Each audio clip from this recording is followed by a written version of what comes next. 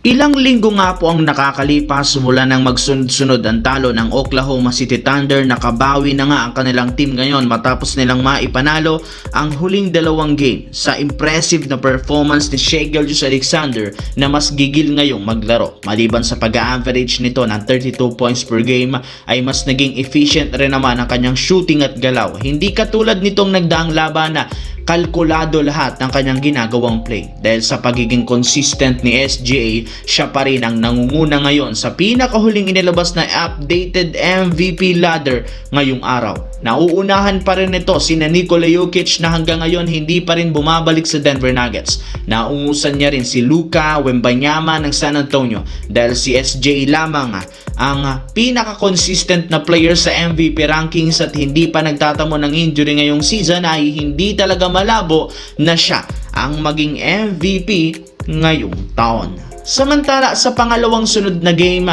nakapagtala na naman si DeAndre Ayton sa Los Angeles Lakers ng 4 points sa kanilang pagkatalo kahapon sa Clippers. Kaya marami na namang mga fans ang nadismaya sa kanyang naging laro. Simula sa napakaganda niyang ipinakitang laro sa umpisa ng kanilang laban, bigla na lamang itong nanlamya sa opensa at depensa. Napaka-inconsistent ng galaw lalo sa ilalim. Hirap nga itong makipagbanggaan, makipagpisikalan. Ito rin naman ang mismong dahilan bakit nanghina ngayon ang Los Angeles Lakers.